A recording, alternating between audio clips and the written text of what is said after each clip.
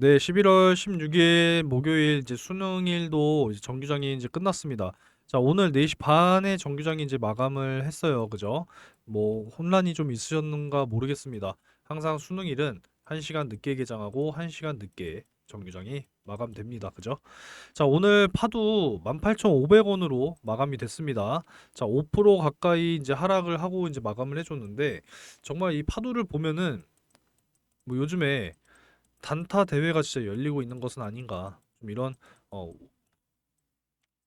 농담 반 진담 반, 네, 이런 말씀을 좀 드리고 싶네요. 단타 대회가 진짜 열리고 있는 것은 아닌가라는 생각이 들어서 한번 좀 말씀을 드렸습니다.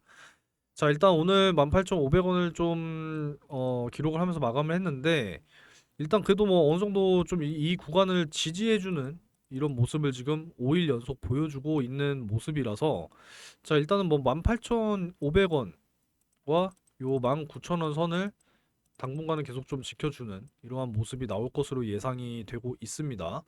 하지만 중요한 것은 이 개인 투자자들의 요 위쪽에서 뭐 그냥 딱 여기서 매수하신 우리 개인 투자자분들, 그죠? 뭐 적게는 이제 손실이 몇 프로입니까? 그냥 18,000원이니까 대략적으로만 계산을 하더라도 아무리 적어도 마이너스가 40%죠. 그죠? 그러니까 1,000만 원 투자하신 분들은 거의 뭐 그냥 반토막 수준 났다라고 보시면 되겠네요. 그죠? 그러니까 이런 부분들이 참 안타깝습니다. 이게 기술 특례 상장이라서 기술 특례 혜택을 받고 상장을 했잖아요. 그죠? 그러다 보니까 이 어떤 뭐 실적이 단기간 안에 없을 수 있는 것, 부진할 수도 있다라는 것은 참 어떻게 보면 맞아요. 어차피 이 회사의 기술력과 어떤 이제 미래 가치를 좀 인정을 해주고 상장을 시켜주는 거기 때문에 상장 조건도 기술 특례를 받게 되면은 그 조건이 굉장히 많이 좀 완화가 된다라고 하죠. 그죠? 그러니까 이런 부분들이 있어서 이 실적이 부진할 수도 있습니다. 하지만 2분기 5,900만 원은 정말 충격적이기는 해요. 그죠? 이런 부분들을 또 숨기고 상장을 했다라는 사실이 또 이제 개인 투자자들의 분노를 사고 있다.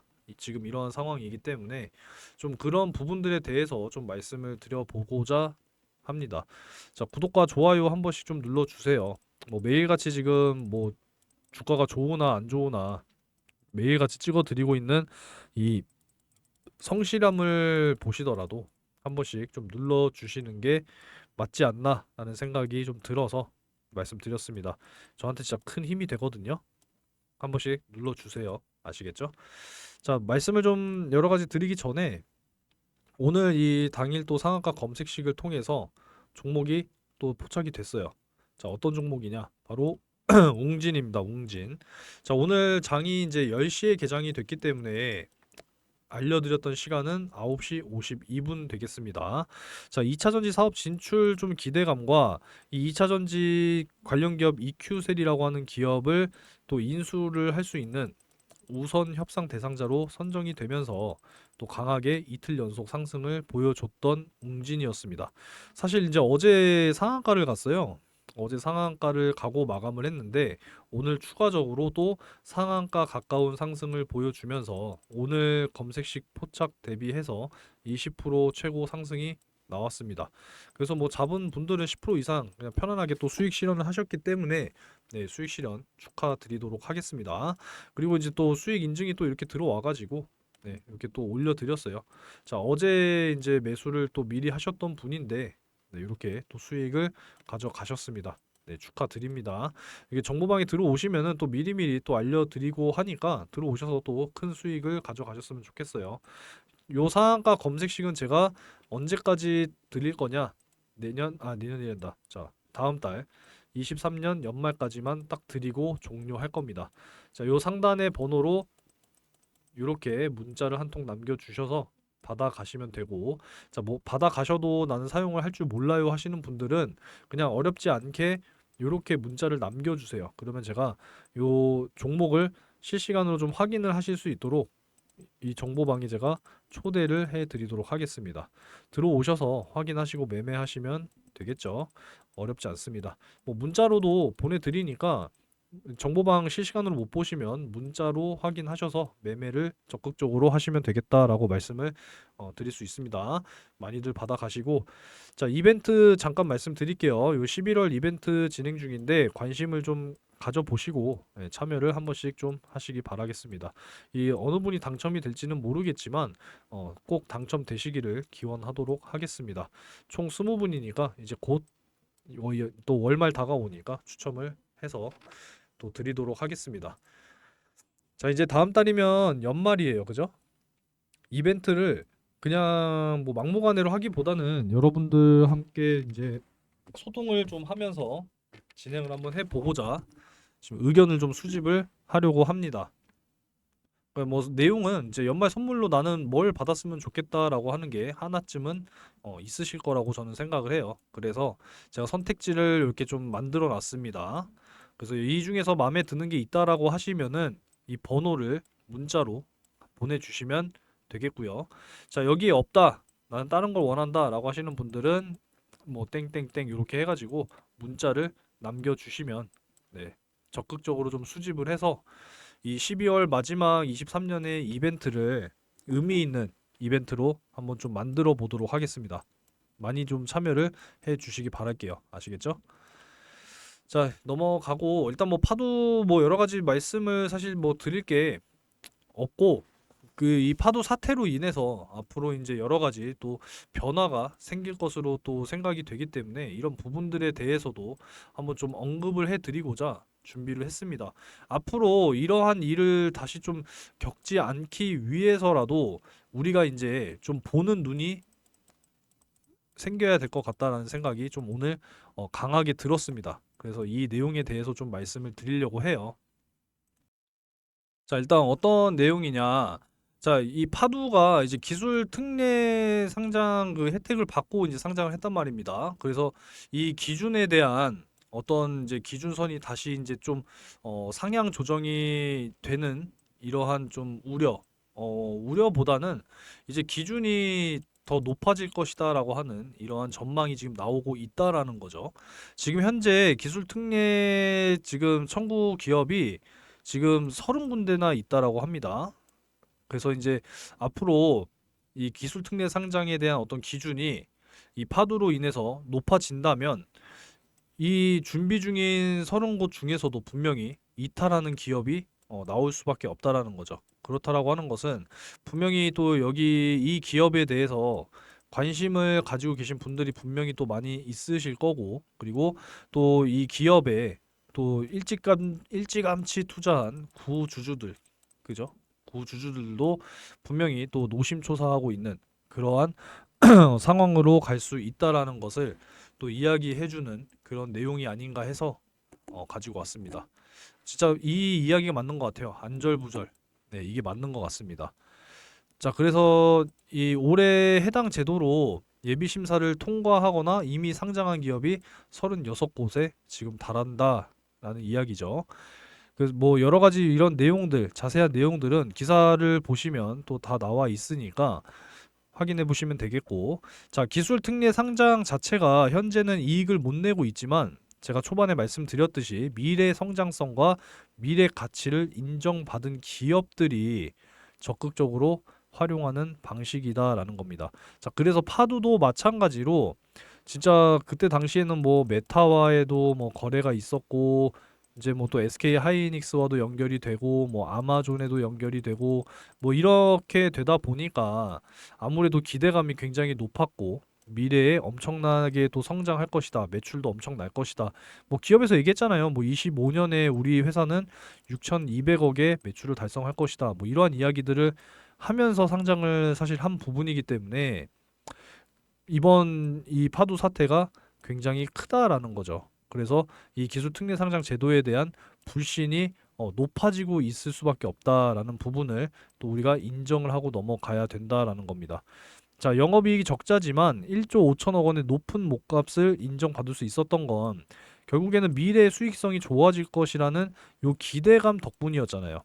이거를 믿고 개인 투자자분들 열심히 막 매수하고 투자하고 했는데 지금 결과가 어떻습니까? 마이너스 뭐 50%막 이래 버리니까.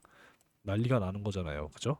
그러니까 이런 부분들을 앞으로 좀 기준을 확실하게 좀 높여야 되는 건 아닌가. 진짜 이런 생각이 저도 저 역시도 들어서 말씀을 좀 드렸습니다. 아무래도 이제 기준을 좀 높인다라고 하면은 앞으로 이 파두 같은 기업의 사태가 또 두 번 다시 일어날 가능성이 현저히 줄어들겠죠. 그러니까 이런 부분들을 우리가 앞으로 또 주목을 해봐야 되는 부분이 아닐까 해서 가지고 와서 말씀을 좀 드렸습니다. 자, 뭐 뒤늦게 지금 시장과 소통을 지금 하고 있다라고 하는데 이르면 내주 투자자 IR을 개최를 또 한다라고 해요.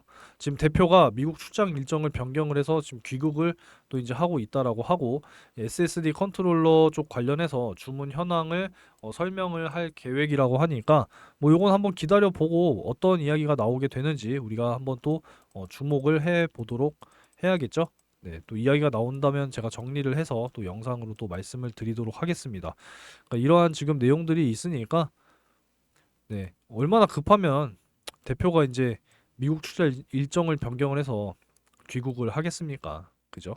그래서 이제 뭐 2, 3분기는 그냥 그렇다 쳐. 그죠? 그리고 앞으로 이게 중요하겠죠. 4분기부터 어떻게 이제 수주가 지금 현재 들어와 있고 어떻게 지금 진행이 될 것인지.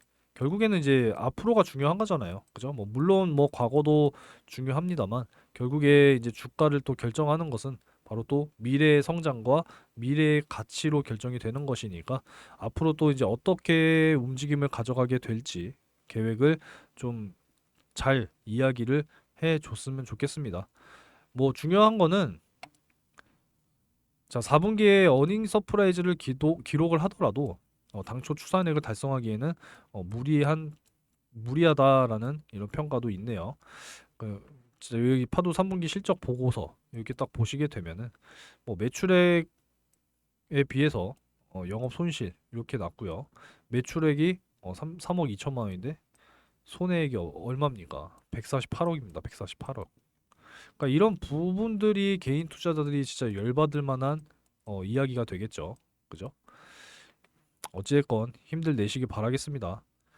자, 그리고 이 파두 사태로 인해서 진짜 큰 기대를 받았던 요 에코프로 머티리얼즈의 상장 3분기의 손실을 기습적으로 또 발표를 했었죠. 그러니까 이런 부분들은 지난번에 다 나왔던 이야기이기 때문에 굳이 뭐 이 내용에 대해서 말씀드리지는 않겠습니다만 결국에는 이러한 또 파도 사태가 없었다면 또 굳이 이 3분기의 손실을 좀 기습적으로 발표할 필요가 있었을까? 발표를 했었을까라는 그런 또 의문을 들게 하는 내용이죠. 그래서 좀 말씀을 드렸습니다. 뭐 영업 실적에 대해서 뭐 매우 이제 송구스럽다, 수익성이 좋지 않았다, 뭐 영업 손실 69억 원 있었다 이런 이야기를 이제 상장 전에 발표를 했다라는 것은 결국에는 또 이 파도를 의식을 했기 때문에 그렇지 않았나 어떤 이제 합리적인 의심이 들잖아요, 여러분. 그죠? 그러니까 이런 부분들이 있었기 때문에 또 이런 사태를 가지고 왔다라고 생각을 할 수가 있고 자, 이 기사를 또 제가 또 보고 가지고 왔는데 이게 사실상 또 파도만 그런 게 아닙니다. 파도만 그런 게 아니야. 자, 50% 이상 마이너스 된 게 IPO 새내기 주에서 이러한 성적표가 수두룩하게 있다라는 겁니다. 파도뿐만이 아니라 여기 보시면은 자, 올해 이제 하반기 IPO 기업 공모가 대비 지금 수익률을 한번 보자니 자, 밀리의 서재 같은 경우에도 이제 두산 로보틱스의 뒤를 이어서 이제 상장을 했는데 마이너스가 26.9%가 지금 나왔습니다. 그 외에 지금 여러 기업들이 있는데 네, 파두가 여기 있죠. 그죠? 그리고 여러 이런 기업들도 마찬가지로 파두와 뭐 별다르지 않다. 뭐 이런 이야기들을 지금 하고 있다라는 거예요. 보시면은 결국에는 뭐 파두가 아무래도 제일 문제가 심각하지 않나 이런 생각을 또 해보게 됩니다. 공모주 가격 제한폭이 확대가 됐잖아요, 그죠? 최고 400%까지도 올라가기 때문에 첫날 예를 들어서 뭐 400%가 올랐다라고 하면 이게 만약에 고평가라고 우리가 계산을 해봅시다. 그러면은 그 이후부터 그냥 계속 하락한다고 생각해 보세요, 그죠? 그러면은 400% 오른 상태에서 매수를 하신 분들은 어떻게 돼요? 아니 마이너스 200% 되고 진짜 막 마이너스 300%까지 내려와 버리면 뭐 상장 폐지보다 더한 거 아니겠습니까? 그래서 항상 저는 드리는 게 이 청약 공모주 같은 경우에는 이 신규 상장주 같은 경우에는 첫날에 그냥 만약에 진짜 매수를 해서 수익을 내고 싶다라고 하면은 빨리 그냥 짧게 치고 나오시라는 말씀을 많이 드리고, 그 이후에 한 아무리 못해도 일주일에서 한 달은 지나봐야 된다라는 말씀을 많이 드려요. 그래서 좀 이 청약 공모를 해서 상장이 되면은 좀 빠르게 차라리 수익 실현을 하고 그 이후의 매매는 좀 지켜보는 이런 자세가 좀 필요할 것 같습니다. 네. 진짜 뭐 거의 뭐 사기극 냄새가 사실 뭐 난다라는 이런 여론이 굉장히 세기 때문에 앞으로 이제 금융 당국이 또 어떻게 또 조사를 하면서 어떤 결과가 나오게 될지 우리가 또 주목을 해 봐야 되겠습니다. 자, 일단 뭐 기술적인 분석은 사실 뭐 개인 투자자분들한테 의미가 없다라고 생각을 해요. 이미 뭐 손실 자체가 워낙에 지금 현재 뭐 마이너스 40%까지도 지금 나 있는 상황이기 때문에 지금 뭐 이 부근에서부터 지금까지의 손실만 따져도 이 정도인데 요 위에 고점에서 매수하신 분들은 어떻겠어요? 지금 마이너스 50%가 넘어가잖아요. 그죠? 그러니까 사실상 뭐 차트에 대한 분석, 앞으로 어떻게 움직일 거다 뭐 이런 의미가 없는 게, 뭐 4분기 실적이라고 해봐야 뭐 소규모 수주라고 하는데 의미가 있겠습니까? 네. 이런 거에 비해서도 지금 아직까지 주가가 고평가다라는 이야기들이 아직까지도 나오고 있는 부분이기 때문에 좀 신중하게 접근할 필요가 있어서 뭐 기술적인 뭐 분석 이런 거는 사실상 의미가 없다라는 겁니다. 일단 좀 더 지켜봐야 될 것 같아요. 어떤 결과가 나오게 될지 한번 지켜보면서 또 새로운 이야기가 나오면 영상으로 또 올려드리도록 할 테니까, 오늘 뭐 수능도 끝났고 오늘 저녁에 이제 또 한국, 싱가포르 요 이제 월드컵 예선전이 또 예정이 되어 있으니까 그냥 좀 잊어버리시고 가족들과 함께 또 뭐 연인들과 함께 네, 기분 좋은 또 저녁 시간이 되셨으면 좋겠습니다. 좀 응원해 주시기 바라겠고, 저는 한국에 이긴다에 6대 0으로 걸었거든요. 그냥 뭐 댓글로 그냥 여러분들 뭐 몇 대 몇으로 이길 것 같다 뭐 이런 예상 한 번씩 또 남겨주시면은 재미있을 것 같습니다. 한 번씩 좀 남겨주시고 또 즐거운 저녁 시간 보내시고요. 다음 영상에서 또 인사드리겠습니다.